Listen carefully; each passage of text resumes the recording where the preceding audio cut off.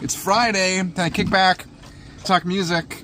Today talking summer tunes, bootlegs, and probably more.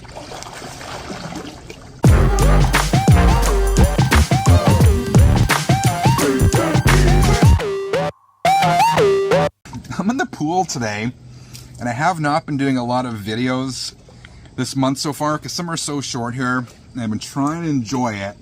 But there is some stuff I want to talk about, so let's head down to the music room. There's no point in resisting. You will own vinyl and be happy. All right, dried off here, back in the basement.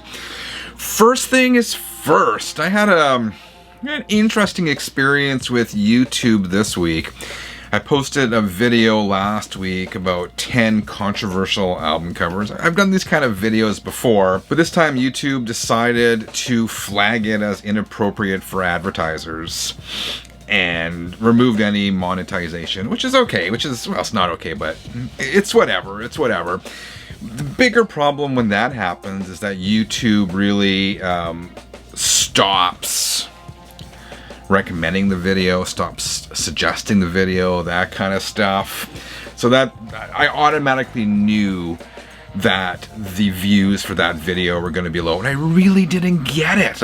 I uploaded the video and it was immediately flagged as inappropriate or whatever, so I re-edited it. I took out anything potentially controversial, which there wasn't a lot of, re-uploaded it, then YouTube again told me it was inappropriate for advertisers. I did this like 2 or 3 or 4 times. I finally uploaded, so I'm just gonna send this out there because I have no idea what's wrong with this video. I'm appealing YouTube's decision again because I want this video recommended. I want as many people to watch it as possible because when I create a video, I create it to be viewed. So that kind of pissed me off.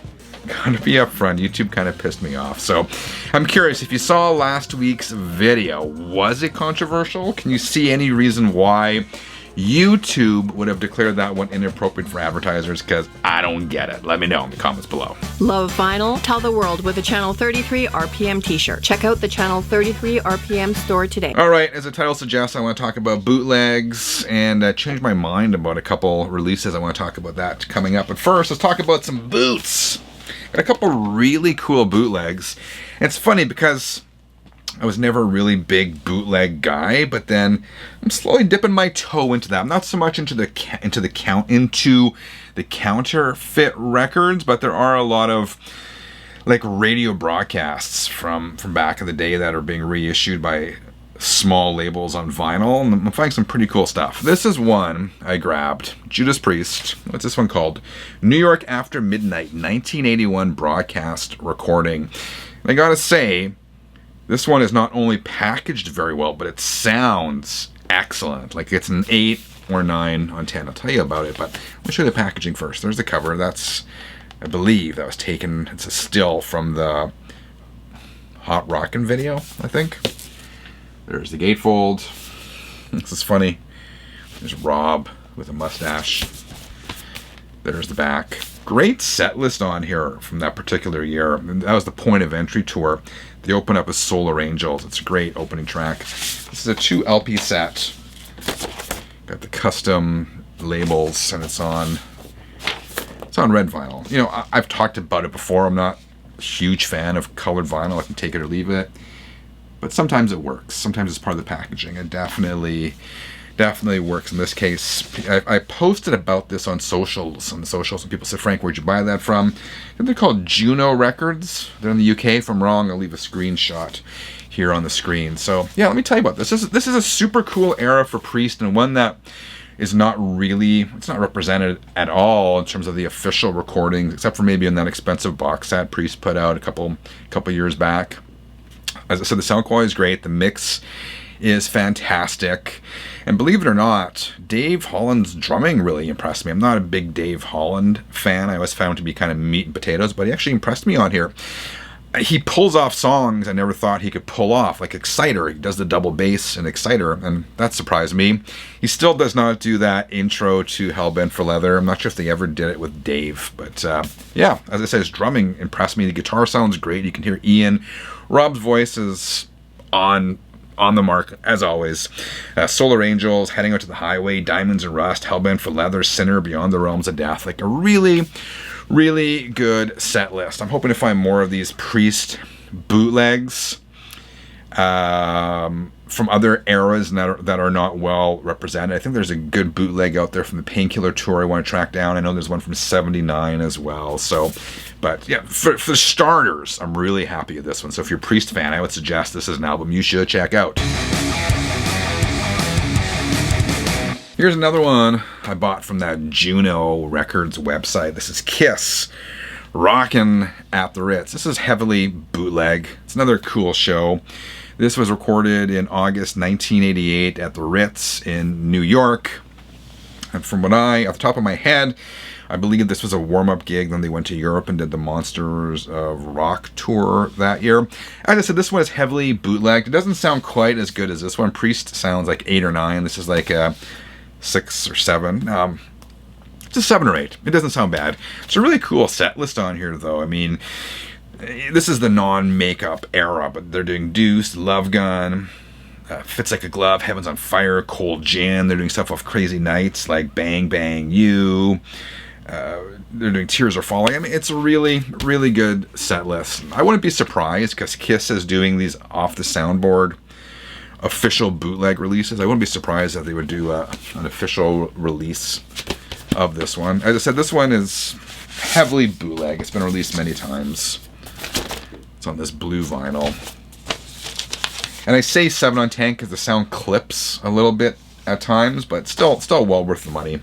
KISS, Rockin' at the Ritz. Channel 33 RPM. All right, and as I said off the top, I've changed my mind. I'm allowed, right? I've changed my mind. But a couple of releases. A month or so, I talked about the new Extreme album, 6. And I said that this was likely going to be my album of the summer. And I don't usually fall into the trap of falling for hype on a record, but I gotta be brutally honest, I really dug this at first, and I kind of stopped listening to it. Don't you hate that when you get a new release and you're really into it, and then it doesn't have that longevity for whatever reason? Because I had said this is going to be my album of the summer. There's some good tracks on here, but I find it's really, really hit and miss. And as well, the production isn't the best. It's okay. Not the best, though. Nuno, the guitarist, Nuno Betancourt, produced it and engineered it. It sounds okay. It sounds a little bit flat. So I changed my mind about that. And also this. This is the Elegant Weapons album. This is a super group featuring Richie Faulkner from Judas Priest. Playing on here also Scott Travis from Priest. You got Rex from Pantera, and I forget who the singer is. He's got a really good voice. Anyway, I said at the time, this is kind of generic. There's a couple good tracks, some filler. I have really grown to love this record, this album, the CD. I bought the CD because the record was on the costly side. And this, so far, is turning out to be my album of the summer. It's metal with a modern twist. It's one of those albums that the longer you live with it, the more you hear it, and the more that it grows on you. Like immediately when I heard it, my go-to tracks were Do or Die and Blind Leading the Blind. But the more I listened to it, the more I heard. Like there's kind of like a ballady track on here called The Ghost of You that's awesome.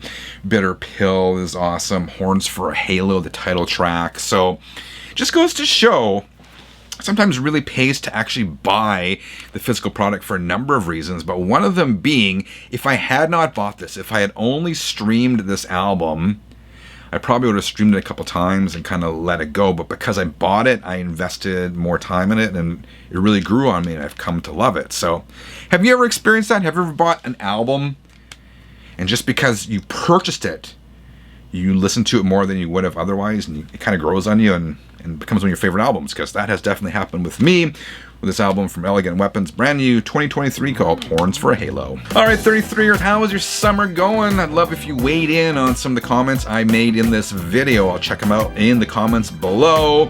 See you there in a couple minutes. Till then, keep on spinning.